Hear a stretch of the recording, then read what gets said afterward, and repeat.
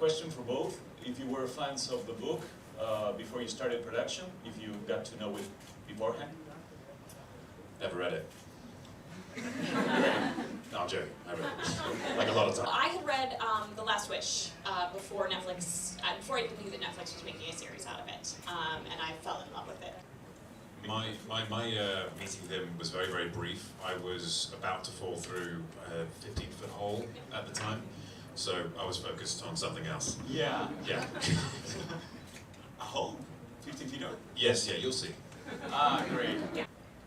The interesting thing with Geralt is that he has his nature, which is one thing, and he's been that way since he was a boy, and then he's had everything he's been taught since, up to the age he is now, so we're talking almost 100 years old.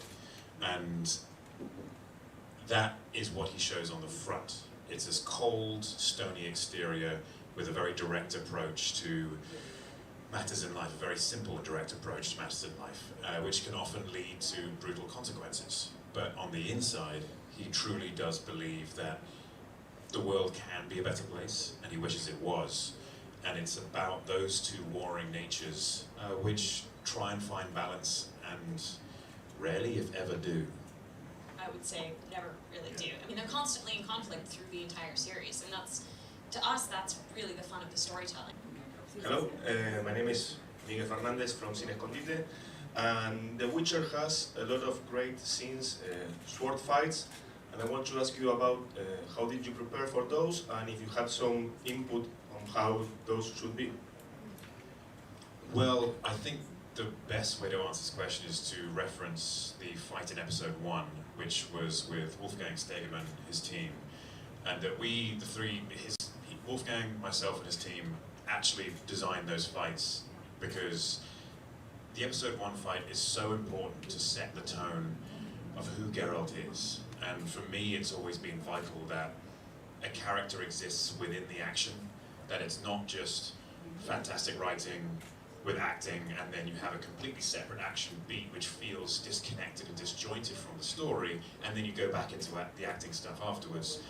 For Wolfgang, myself, and Lauren, it was very important that the story continues through the action from the last bit of dialogue all the way through to the end of the episode. And in that, there is a lot of prep you have to do because you have to design each moment of the fight. That fight in episode 1 has 2 separate sections, maybe 3. The first section contrasts massively to the second section. You see, I don't want to spoil anything, you'll see. But it shows the different sides of Geralt. And ultimately, that thing we were talking about earlier, which is he makes decisions which you may or may not agree with.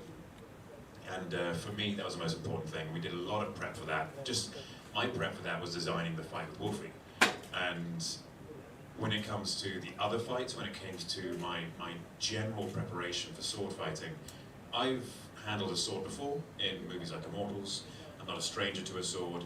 And I was working with Vladimir Furdik, who showed me, ran me through all the basics again, and so I found my feet again, basically. And then a lot of my instinct took over.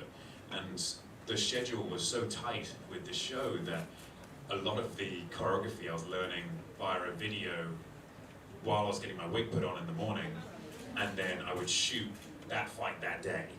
And so a lot of it is instinct. I mean, you obviously have to be safe, and it was always rehearsing for an hour or 2 beforehand of shooting, but a lot of it came by instinct. Yeah. I was initially a fan of the games, PC gamer for most of my life, and then when I had my first meeting with Lauren actually informed me that the games was based on the books. Like a lot of people out there, I did not know that. And because I saw the book covers, and all the book covers are based on the game's art, and so I just figured it was novels which were based on game stories, instead of little side novels. They are not. Sapkowski wrote the books first. And when I read those, I realized the depth of the world and where a lot of CG Projekt Red's genius came from. It came from this world that Sapkowski built. And it's extraordinary. I love those books. I've read most of them twice. and I'm doing another read-through as well. I'm probably gonna find myself reading them a few times over the years, I'd say. And the games I've played through, well, Witcher 3, I played through 2.5 times. Come on.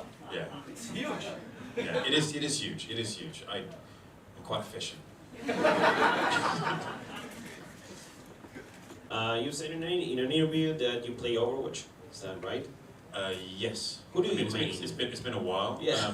The answer I give to that is not going to be a popular answer. Well, because this is what is probably- your main? This is probably the most hated character. Oh. When I first started playing this character, I want to defend myself. When I first started playing this Please don't character, break my heart. I probably will break your heart.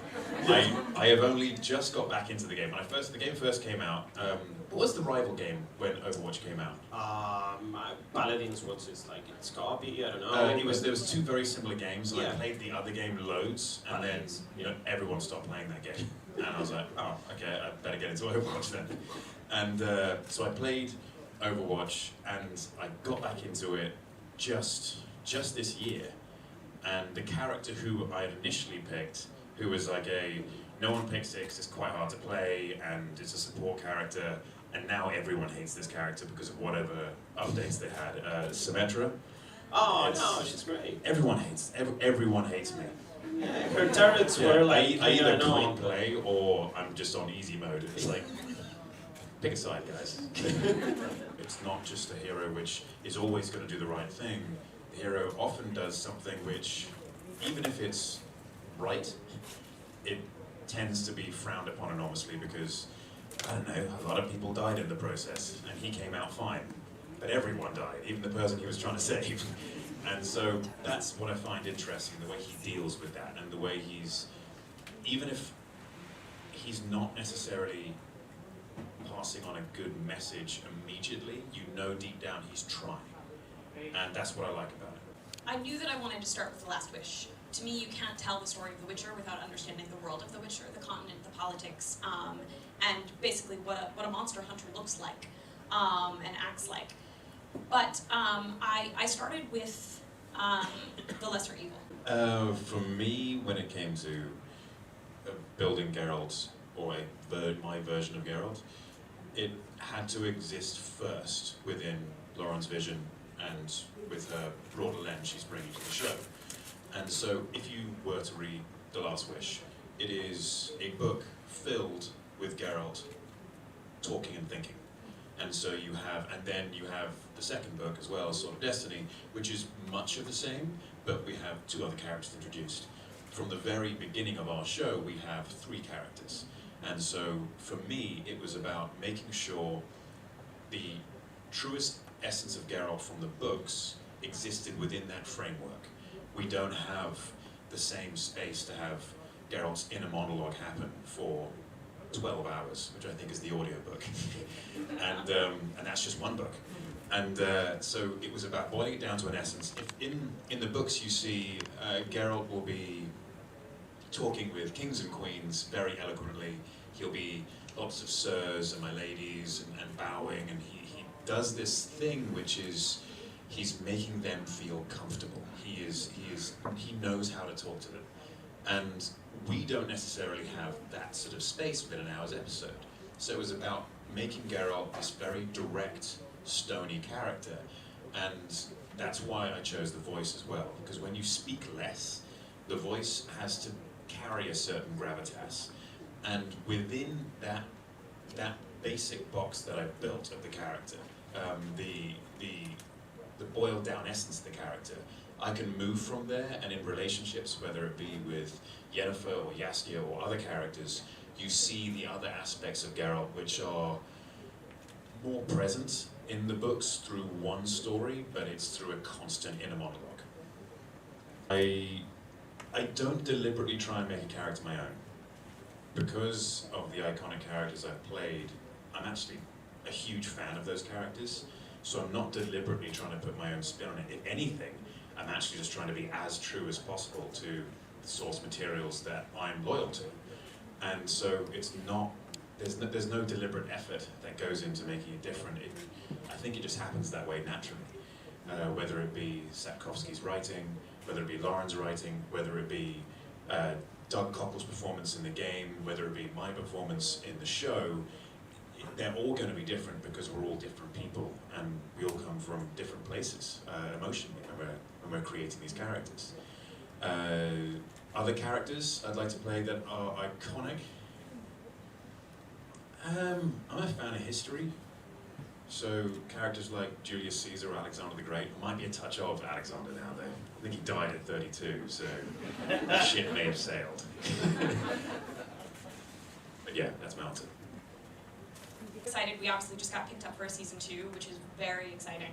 And that's where my brain is right now. You know, as a writer, I will take as many seasons as I can get, as many seasons as the source material will give to me. That being said, I also just have to focus on making the season in front of me the best, you know, possible. For me, the growth of the character, it's all on the page in the books. The character does grow enormously and change enormously as you read the books. It goes on, and I'd very much like to follow that character path. That's not necessarily always going to be the case. Say the seasons haven't been written yet, and we never know where we're going to go with adaptations. But it's for me, it's all there, and to describe the growth in detail now might be spoilery. Yes, please don't do that. I would say for schedule-wise, I mean, I could do a TV show and a movie in 1 year, and yeah, I'll be busy, but I could take Christmas off, I guess. Maybe. Probably train over Christmas, sleep over Christmas. And the cape is still on your closet. We're talking about The Witcher today. Let's keep going. Please, you can tell that part of the story. Yeah, it's as soon as I heard it was being made into a show, obviously being a fan of the games at the time, I thought this is exactly the kind of thing that I want to be a part of. It's genuinely a dream come true. When playing the games, all I ever thought about was, how can I make this into a TV show or a movie? And then I heard Netflix were adapting it. I heard that Lauren was on board, and I just got my agents to call as often as possible. And agents will often, they'll put a phone call in, and then you'll wait for the response. If you don't hear anything, you assume nothing came back, or they're waiting for a call back. So each week, each day, I'll just call them again saying, just checking, you guys have called again, right? Because I don't want that to drop to the bottom of the call list. You look a very objective-driven person. I mean, like, you set a goal and you go there all the way. Much to, the annoyance of those around me at times. It worked. I guess we're all here, so... Yes. In this case it worked, and it worked well. So, yeah, it was just about being persistent, and then I believe when Lauren finally heard that, oh, by the way, there's this guy who won't stop calling, I think you should probably meet him before we run out of phone lines.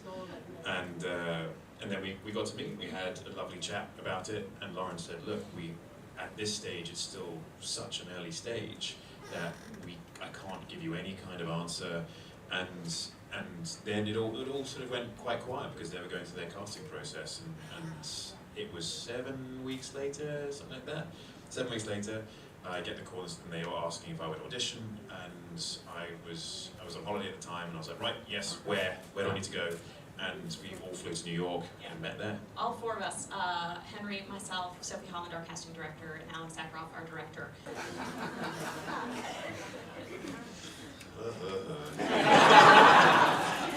I would say I would say his weakness is it's probably his capacity to love. A witch's role is not to love. It is to kill and to get money. And they're not intended to kill people, but they often have to due to circumstance, or people just coming after them, or getting wrapped up in whatever politics a ruler has wrapped them up in. And his father figure, Vesemir, has taught him that from the very beginning. Even though I think Vesemir has a secret respect for the way Geralt is, because it's probably akin to the old ways where Vesemir came from, he still wants to protect Geralt and still has lived his own way of being the monster hunter and wanting to make sure that all you do is focus on getting money and killing monsters. Geralt doesn't. He always tries to protect the innocent as long as he deems they are worthy, and always gets himself wrapped up in some kind of terrible situation where he has to commit one evil or another. I think everyone has a masculine and feminine side, and when it comes to Geralt, it's something which is locked away in him because of, you'll see.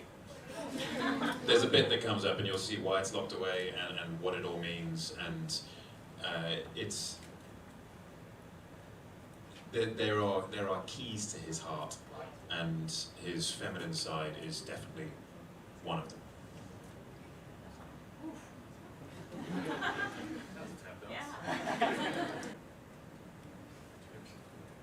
You asking me? Yes. Oh, I thought I was like, come on, Lauren, answer the question. Why are you just staring? Sorry, Harry. Yeah. My favorite short story? Yeah, short story. That is a very good question.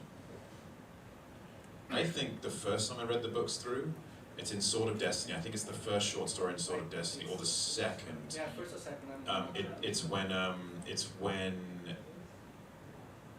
Geralt is fighting a monster in a rubbish pit outside of a city, and he's actually living with Yennefer. And when I got to that portion of the stories, I felt so happy for Geralt that despite everything he had been told or heard or experienced, he actually was having this life which he's always wanted. And then all of that is torn away from him. And it was so heartbreaking for me. And as much as, I had a physical reaction when reading this book. People thought I was crazy. I was reading a book on a plane, and we're coming into land, and I was like trying to read more and more quickly, and literally gasped and put my hand over my mouth when that point happens in that story, which is particularly dramatic. And yeah, that's the story which affected me the most. Geralt, for example, as much as physically he may be unobtainable, humanly, he's very much obtainable. He's very much like the rest of us. He's a, you could say, morally grey character, but that puts all of us in the same box as him. Sometimes we make the right decisions, sometimes we don't, but he's always trying. And regardless of having made a poor decision, Geralt's a great example of, rather than just running down that path and sticking in the poor decision lane, he will change lanes and keep on trying to get to the right decision. And so he sets a great example for us because he's more like us than some of the other heroes who may be less obtainable. Well,